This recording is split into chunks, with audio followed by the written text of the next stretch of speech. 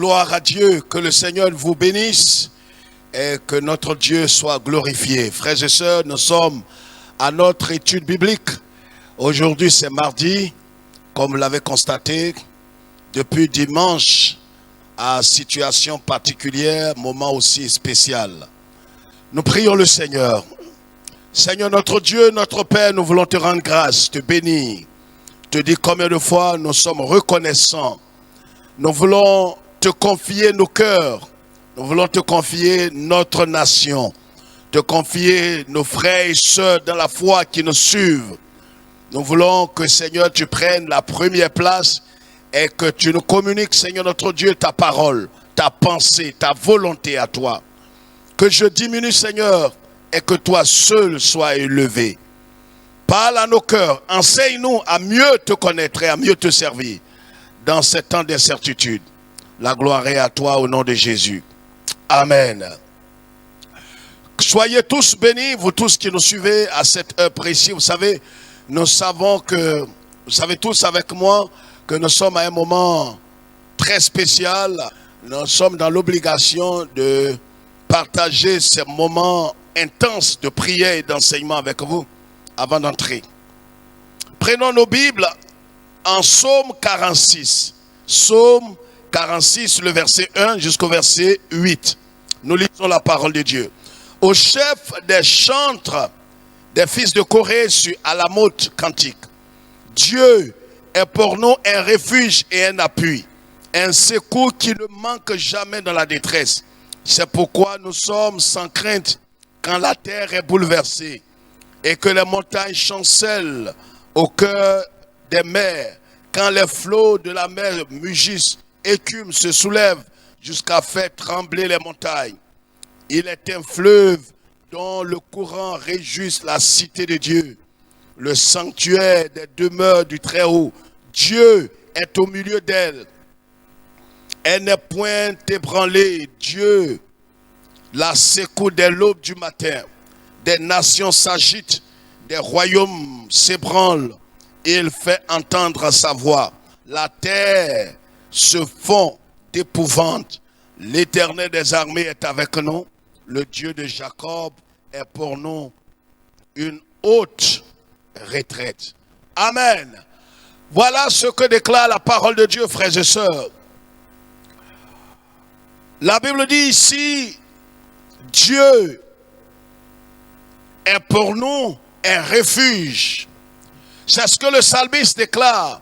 Vous savez tous que les psaumes du moins sont été écrits par, en grande partie, je dirais, par le roi David, le psalmiste selon le cœur de Dieu, l'homme qui a aimé l'Éternel Dieu, qui a servi l'Éternel Dieu, le grand roi d'Israël. Vous savez que David était un berger, il a servi Dieu, il a craint Dieu. David aimait le Seigneur. C'est vrai qu'il n'était pas très aimé dans sa famille, mais David aimait tellement le Seigneur que même lorsqu'il avait l'opportunité de se venger, lorsqu'il avait l'occasion de se venger, il ne le faisait pas parce qu'il pensait toujours à l'Éternel. C'est lui qui va écrire le psaume pathétique de l'Éternel est mon berger, je ne manquerai de rien. Ici, le psalmiste dit une chose importante. Il dit Dieu est pour nous un refuge. Notre thème de cet enseignement, de ce temps d'enseignement est intitulé Christ, un refuge sûr quand rien n'est sûr. Christ, un refuge sûr quand rien n'est sûr. Vous savez tous ce qui se passe dans le monde actuellement. Le monde est troublé, l'humanité est perturbée. Les nouvelles continuent de tomber. Comment les gens meurent. Comment cette pandémie qui est apparue à peine 6 mois est en train de décimer la population. Les hommes, les femmes, les enfants ne savent plus à quel sein se vouer. Les gens vont jusqu'à dire, est-ce que cette pandémie n'aura pas raison du monde entier? Et pourtant, le Seigneur Jésus a prédit ces choses. Il a dit en Luc chapitre 21, le verset 9 et suivant, vous allez voir et vous allez entendre aussi par-ci et par-là qu'il y a des tremblements de terre, il y aura des famines, il y aura la peste, il y aura aussi toutes sortes de bouleversements. Mais il ajoute en disant, ne craignez pas, frères et sœurs.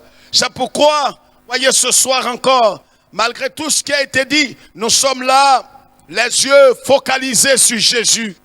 Et le psalmiste nous dit ici, Dieu est pour nous un refuge. Alléluia, quelle bonne nouvelle. Dans ces temps d'incertitude, dans ces temps où rien n'est sûr, Jésus, notre Seigneur, est un refuge sûr pour nous. Alléluia. C'est un refuge sûr, un refuge certain. Quand rien n'est sûr, il y a Jésus pour nous est un refuge sûr. Qu'est-ce qu'un refuge? Un refuge, nous le savons, c'est un lieu où l'on se réfugie pour échapper à un danger. C'est un endroit où l'on vient se réfugier pour échapper à un danger. C'est ça un refuge. Un endroit où on va se cacher. Un endroit où on va se mettre à l'abri. Un endroit où on va se mettre pendant un certain temps pour échapper à un danger. Mais en ce qui concerne les croyants, Jésus est pour nous un lieu où nous nous sommes réfugiés. Pas pour un temps, pas pour 2 ans, pas pour quelques années, mais pour l'éternité. Jésus est pour nous un vrai refuge. C'est pourquoi la Bible dit en Colossiens chapitre 3 que notre vie est cachée avec Christ en Dieu. C'est pourquoi vous tous qui avez Jésus, vous tous qui avez reçu véritablement le Seigneur, sachez que votre vie est cachée avec Christ en Dieu. Donc vous avez un refuge qui est un refuge sûr, un refuge garanti, un refuge qui est un refuge certain. Vous comprenez? C'est pourquoi quel que soit les bouleversements, quel que soit tout ce qui arrive, notre vie est cachée avec Christ en Dieu. C'est une bonne nouvelle, frères et sœurs. C'est pourquoi, même si nous n'avons pas l'opportunité de nous retrouver dans le temple de Dieu, dans la maison de Dieu, nous pouvons nous retrouver comme vous êtes actuellement chez vous à la maison rassemblés pour entendre la parole de Dieu. Voyez, ce temps devrait pouvoir nous aider à nous rapprocher du Seigneur. Que cela ne soit pas une occasion de chute pour certains, mais que cela nous amène à nous approcher davantage du Seigneur, à cultiver, à nous permettre de développer une intimité véritable avec le Seigneur. Que nous ayons des cultes de famille. Alléluia. Donc, voilà ce que dit le psalmiste. Dieu est pour nous un refuge et un appui. Non seulement Dieu est pour nous un refuge, premièrement, un refuge. Dieu est pour nous. Pourquoi est-ce que le psalmiste dit ici pour nous? Nous est mis pour qui? Est-ce que Dieu fait acception de personne? Non, mais seulement le nous est mis pour tous ceux qui un jour ont pris la décision de recevoir Jésus comme sauveur et Seigneur de sa vie. Dès l'instant où vous avez donné votre vie à Christ et que vous êtes passé des ténèbres à la lumière, de la puissance de Satan à Jésus-Christ. Comme la Bible dit en 2 Corinthiens chapitre 5, le verset 17 que nous connaissons très bien. Si quelqu'un est en Christ, il est une nouvelle création. Les choses anciennes sont passées, toutes choses sont devenues nouvelles. Et le Saint-Esprit rend témoignage à notre esprit en Romains 8, 16, que nous sommes enfants de Dieu. Si réellement vous êtes détourné de votre mauvaise voie pour vous tourner vers Christ par la foi, alors sachez que vous avez, vous aussi, la vie éternelle et vous faites partie de ce nous, ici dont parle le psalmiste. Pour nous, enfants de Dieu, pas pour ceux qui vont à l'église, pas pour ceux qui ont une religion, parce que la religion ne sauve personne, vous le savez. La religion ne peut sauver personne. Ce que nous devons retenir, c'est que tous ceux qui ont reçu véritablement Jésus, qui sont enfants de Dieu, la Bible dit d'ailleurs en Jean chapitre 1, le verset 12, à tous ceux qui l'ont reçu, à ceux qui croient en son nom, la parole éternelle, vivante, qui est Jésus, leur donne le pouvoir de devenir enfant de Dieu. Vous comprenez? Alors ce nom est mis pour tous ceux qui ont reçu Jésus, tous ceux qui ont cru au Seigneur Jésus-Christ, qui sont nés de Dieu, qui ont l'Esprit de Dieu. Jésus devient un refuge. Frères et sœurs, dans ces temps d'incertitude, vous tous qui nous suivez en France, il est plus que 20 heures chez vous. Vous tous qui nous suivez à Londres, en Afrique du Sud, où la pandémie est en train de gagner du terrain, nous croyons que le Seigneur va arrêter cela au nom puissant et suprême de Jésus. Vous tous qui nous suivez au Ghana, vous qui nous suivez aux États-Unis, où que vous soyez, sachez que Jésus n'est pas simplement un sauveur, mais il est aussi pour nous dans ces temps d'incertitude. Je vous ai dit tout à l'heure que le thème que je suis en train de partager avec vous, je l'ai intitulé « Christ, un refuge sûr ». Quand rien n'est sûr, quand rien n'est sûr, quand tout devient flou, quand les hommes sont perturbés, quand les hommes n'ont plus d'espoir, quand les hommes sont agités, Jésus, pour nous enfants de Dieu, est un refuge certain, est un refuge sûr, est un refuge qui est garanti. C'est pourquoi ne soyez pas troublés comme ceux qui n'ont pas d'espérance. Ne soyez pas agités comme ceux qui n'ont pas d'espoir et qui n'ont pas d'espérance. Nous avons de l'espérance. Notre espérance est en Jésus-Christ.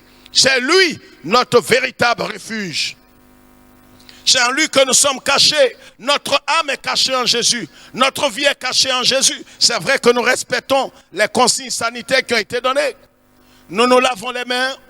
Il faut respecter toutes ces choses. Il ne faut pas les sous-estimer ni les banaliser. On a entendu des frères qui veulent tout spiritualiser. Non, il faut se laver les mains. D'accord? Il faut respecter les consignes que les autorités ont données. Il faut respecter aussi les décisions qui sont tombées hier en Côte d'Ivoire. Le couvre-feu à 21 h. Respectez toutes ces choses à la lettre. Mais par-dessus tout, notre espoir et nos yeux doivent être focalisés sur notre refuge. Alléluia. Sur notre refuge. Notre refuge est Jésus. Notre refuge n'est pas l'église, n'est pas un prophète, n'est pas un fondateur de religion, n'est pas un bishop, n'est pas un archevêque. Notre refuge n'est pas un mentor, mais notre refuge est Jésus-Christ. C'est un refuge certain et sûr. Non seulement il est notre refuge, mais deuxième point important, la Bible dit, il est un refuge et un appui. Un appui. C'est une partie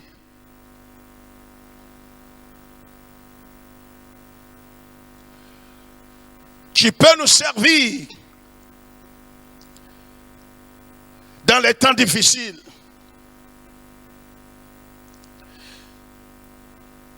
On peut prendre un exemple quelconque. Une fenêtre peut servir d'appui. Une porte peut servir d'appui. Donc un appui, c'est une partie à laquelle l'on peut s'accrocher pour effectuer quelque chose. C'est un appui. Et Jésus pour nous est un appui sûr, est un appui garanti, est un appui qui ne fait point de défaut. Quand vous appuyez sur Jésus, alors vous êtes certain que vous allez atteindre le but. Et le psalmiste dit ici que non seulement Dieu est pour nous un refuge, un lieu où on peut se cacher pour échapper au danger, un lieu où on peut se cacher pour échapper à la mort éternelle. Ce n'est pas seulement la pandémie. La pandémie peut arriver à tuer un chrétien né de nouveau. Mais ici, Jésus est un refuge sûr et certain pour le croyant. Parce qu'il y a une autre pandémie, il y a un autre fléau plus grave que cette maladie. C'est le péché, c'est la mort éternelle.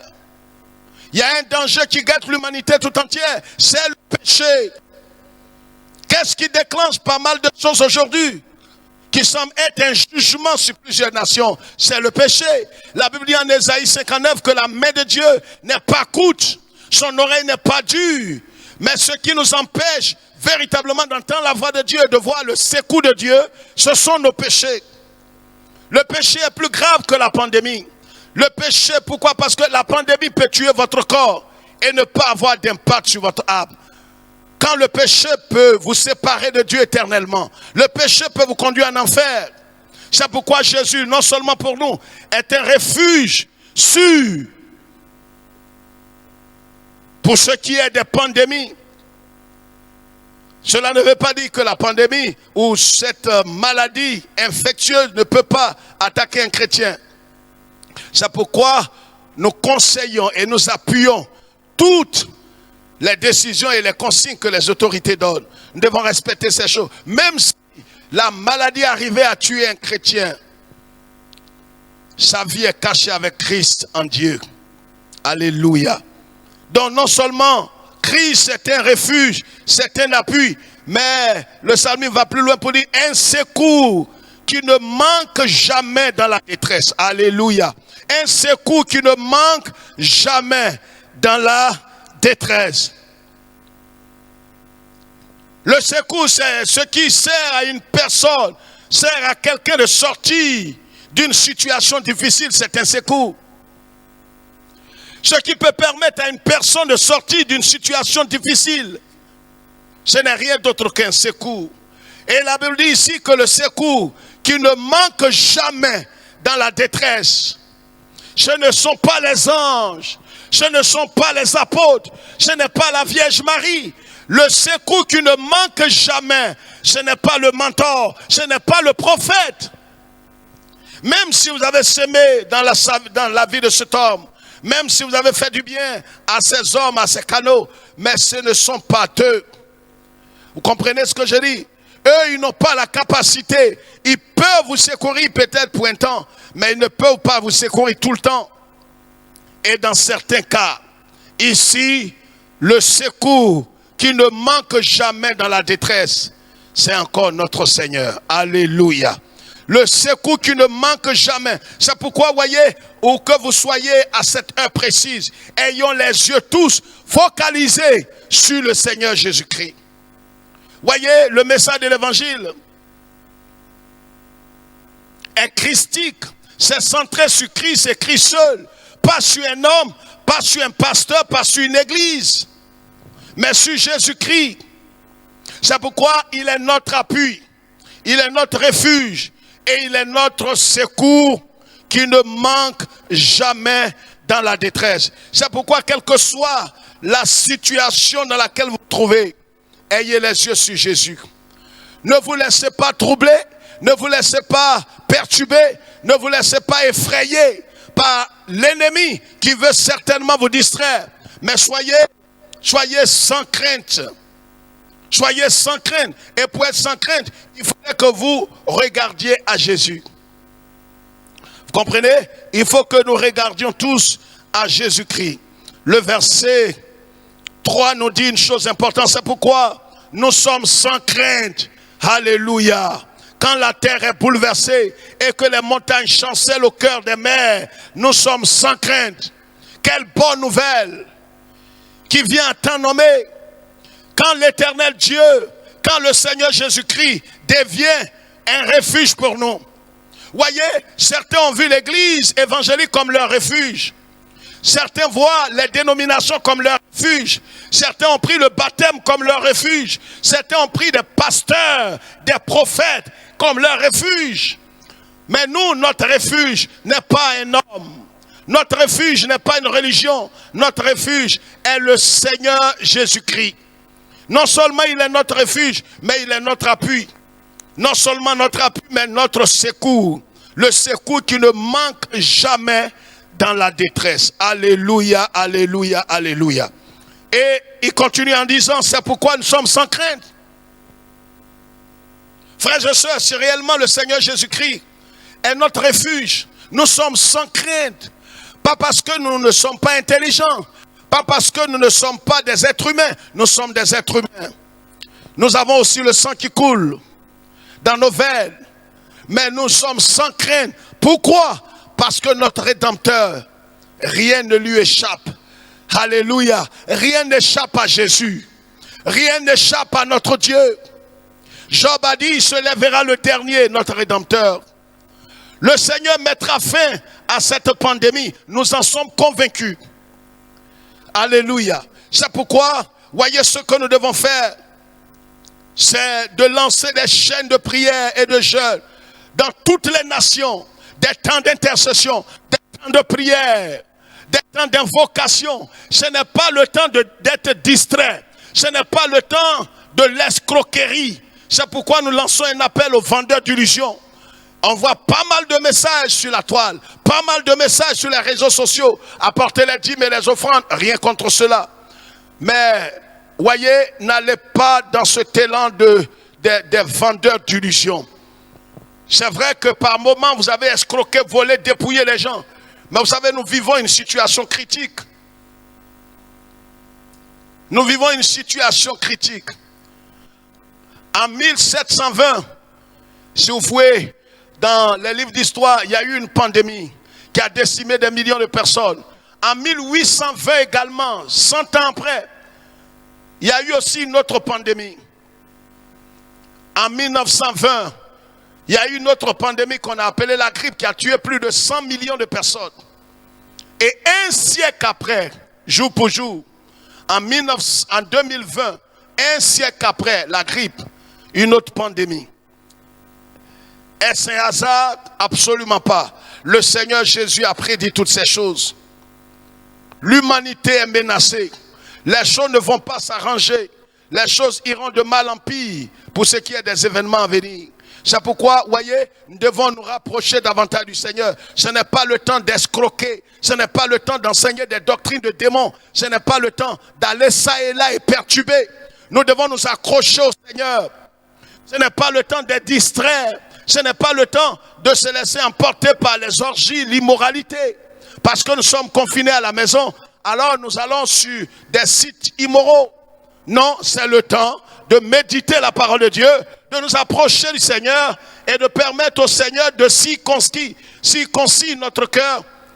Permettre au Seigneur de nous façonner, de nous inculquer le caractère de Christ. Et c'est le temps pour chacun de nous d'examiner ses pensées, ses intentions vis-à-vis du Seigneur. Est-ce que je porte ma croix? Est-ce que je suis prêt véritablement à renoncer au monde, à renoncer à ma vie et à suivre le Seigneur? Nous sommes sans crainte. Nous sommes sans crainte. Pourquoi? Pas parce que nous avons confiance en nous-mêmes, mais notre confiance est focalisée sur le Seigneur et notre confiance est placée dans le Seigneur Jésus-Christ. Nous ne prêchons pas l'évangile du New Age ou de l'évangile de prospérité qui vous dit d'avoir le développement de soi, d'avoir confiance en vous-même, que vous auriez des capacités. Non, ça ne vient pas de Dieu, ce n'est pas l'évangile de Jésus-Christ. L'évangile de Jésus est centré sur Christ lui-même. Vous comprenez ce que j'ai dit? L'évangile de Jésus-Christ, je l'ai dit, est christique, est centré sur sa personne et pas sur un homme, ni la religion, ni une dénomination. Voilà ce que dit la parole de Dieu. C'est pourquoi nous sommes sans crainte quand la terre est bouleversée. Nous sommes sans crainte. Nous ne sommes pas agités. Même si nous sommes prudents, mais ne sommes pas agités. Nous ne sommes pas effondrés. Nous prions, nous rentrons dans les moments de prière, de jeûne, pour intercéder, frères et sœurs. Voyez, quand Jésus est votre refuge, frères et sœurs, vous avez la sérénité. Quand Jésus est votre appui, quand Jésus est votre secours, qui ne manque jamais dans les temps difficiles, alors vous êtes sans crainte. Est-ce que réellement Jésus est votre refuge? Pour certains, c'est l'église évangélique. Pour d'autres, ce sont des pasteurs. Quelle idolâtrie! Pour certains, c'est des orgies. Pour certains, c'est les artifices. Certains iront jusqu'à dire, heureusement que je suis baptisé et je suis confirmé. Heureusement que je suis évangélique. Heureusement que je suis protestant. Mais ces choses n'ont aucune valeur pour le Seigneur. Aucune valeur. Je dis absolument aucune valeur. Ici, il est question d'appartenir à Christ, de naître de nouveau, d'avoir la certitude et l'assurance de son salut. Et si vous n'avez pas l'assurance de votre salut, entrez en vous-même. Est-ce que réellement vous avez Jésus comme Sauveur et Seigneur? Vous comprenez? Il continue en disant, nous allons directement au verset 6. Dieu est au milieu d'elle. Elle n'est point ébranlée. Dieu la secoue dès l'aube du matin. Alléluia. Alléluia. Elle n'est point ébranlée.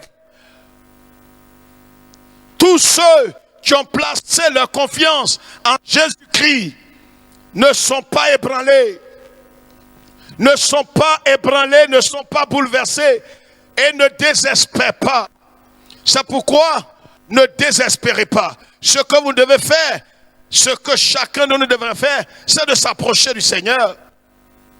C'est d'examiner son cœur comme si nous passions à la table du Seigneur. C'est de voir à quel niveau nous sommes aujourd'hui dans la foi. Est-ce que véritablement je suis dans la présence de Dieu? Est-ce que l'Esprit du Seigneur me conduit? Est-ce que je l'ai, le Saint-Esprit me conduit, comme dit Saint Paul aux Galates? Marchez par l'Esprit et vous n'accomplirez pas les désirs et la volonté de la chair. L'apôtre Jean le dit. N'aimez point le monde ni ce qui est dans le monde. Si quelqu'un aime le monde, l'amour du Père n'est plus dans son cœur. Frère, voilà ce que Dieu fait. Dieu est au milieu d'elle. Dieu est au milieu de l'assemblée. Là où vous êtes réunis aujourd'hui. En famille. Voici l'église de Dieu. Certains vous diront, mais jusqu'à quand nous allons aller à l'église? Mais l'église, c'est votre famille. Là où vous êtes tous réunis, papa, maman, enfants, en train de méditer, d'écouter la parole de Dieu, de prier après ce message. Voilà l'église de Jésus-Christ. On était tellement idolâtres qu'aujourd'hui, quand on dit réunissons-nous dans les maisons, certains ne se sentent pas concernés. Voilà la situation. On ne sait pas combien de temps cela va durer. Sortons de la mentalité des idolâtres et sachons que là où 2 ou 3 sont assemblés au nom du Seigneur Jésus-Christ, il est au milieu d'eux. Ce n'est pas le bâtiment qui fait l'église. C'est la présence du Seigneur. Les 3 enfants hébreux étaient dans le feu, dans la fournaise. Jésus était au milieu d'eux. Ils formaient là une assemblée déjà. Alléluia. Alléluia. Là où le Seigneur se trouve, parmi les saints, là où 2 ou 3 personnes sont réunies au nom du Seigneur, le Seigneur est avec eux. Déjà, que ce soit dans un champ de manioc, que ce soit au bord d'une rivière, que ce soit à la plage, que ce soit dans un endroit quelconque, où on peut adorer le Seigneur, c'est l'église de Jésus-Christ. L'église, ce n'est pas le bâtiment. Soyez délivrés de cette tradition religieuse. L'église, ce n'est pas le bâtiment. C'est pourquoi là où vous êtes réunis ce soir, c'est l'église de Jésus-Christ. Soyez bénis. Frères et sœurs, et la Bible nous dit, Dieu est au milieu d'elle, elle n'est point ébranlée, Dieu la secoue dès l'aube du matin. Alléluia. Le Seigneur est vivant, frères et sœurs, et le Seigneur, c'est lui qui va nous secourir. Il ne nous abandonnera pas. Il y a une chose que nous devons retenir, c'est que nos yeux ne doivent pas être sur les scientifiques. On doit prier pour que le remède soit trouvé pour cette maladie. Mais au-delà, nous devons avoir les yeux sur Christ. Pas sur les hommes, pas sur les scientifiques et les techniciens, mais sur Jésus. Sur Jésus. Alléluia. Sur Jésus-Christ. Et nous terminons en disant, des nations s'agitent. C'est ce que nous voyons aujourd'hui. Des nations sont agitées. Des puissants pleurent. On a vu des premiers ministres couler des larmes. Aller jusqu'à dire, qu'est-ce que nous allons devenir? Ils ne savent plus à quel sein se vouer. Mais vous devez comprendre une chose importante. C'est que notre Dieu a le dernier mot. Jésus a le dernier mot. Jésus-Christ a le dernier mot. Nous devons nous focaliser sur le Seigneur et le Seigneur seul. Et avoir les yeux sur lui. Lui seul est capable d'accomplir le surnaturel. C'est pourquoi ne soyez pas ébranlés comme les nations sont ébranlées, mais ayons confiance en Jésus-Christ et il accomplira le surnaturel. Soyez fortifiés, frères et sœurs. Gardons les yeux sur le Seigneur et continuons d'invoquer son Saint-Nom. Continuons de prier, continuons d'intercéder pour l'Afrique, continuons d'intercéder pour l'Italie, pour la France, pour l'Espagne et toutes les nations. Partout dans toutes ces nations, nous avons des frères et sœurs. Nous avons le corps de Christ. Nous devons prier pour ces gens. Demeurons tous dans la prière. Ne laissez rien vous distraire. Ne tombez pas dans la provocation religieuse.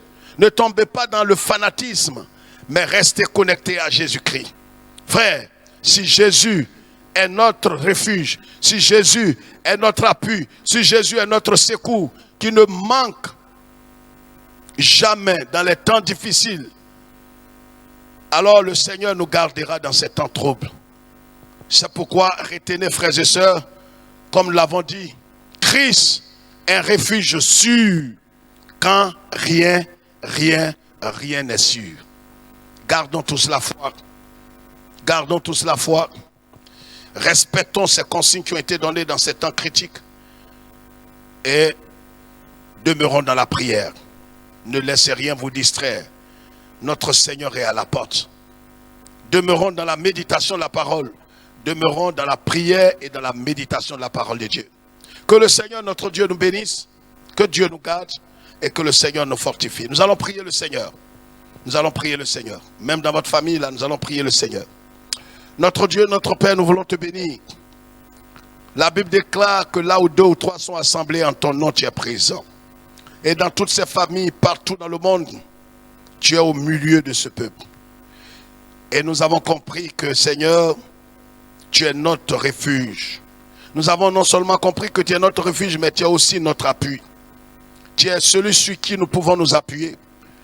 Les hommes, les chefs d'État ne peuvent plus s'appuyer sur leur fortune, ne peuvent plus s'appuyer sur leurs connaissances, ne peuvent plus s'appuyer sur les loges et les sociétés secrètes. C'est toi qui es le véritable appui. Quand tout s'écroule, tu es le véritable appui, Seigneur. Car tu as vaincu la mort et le séjour des morts. Nous voulons te donner toute la gloire ce soir. Reçois notre louange et notre adoration. Merci de bénir ton peuple et de nous garder dans le creux de tes mains. Louange, gloire, règne et puissance à toi seul, au siècle des siècles, dans le nom de Jésus. Amen. Que Dieu nous bénisse et que le Seigneur vous garde dans le creux de ses mains. Dieu vous met sur le cœur de faire des offrandes. Là où vous êtes, vous pouvez faire vos offrandes comme si vous étiez à l'église. Et sachez que vous êtes déjà à l'église, parce que vous êtes l'église. Donc, faites comme si vous étiez dans le bâtiment ici, chez vous, à la maison. Faites vos offrandes, priez. Nous demeurons toujours, vous allez suivre toujours le culte en direct à partir du temple central des églises sources de vie en Côte d'Ivoire. Que Dieu vous bénisse et demeurez vraiment focalisés sur Christ. Ne vous laissez pas distraire. Nous vous aimons, mais le Seigneur Jésus, il nous aime par-dessus tout. Shalom et à très bientôt. Amen.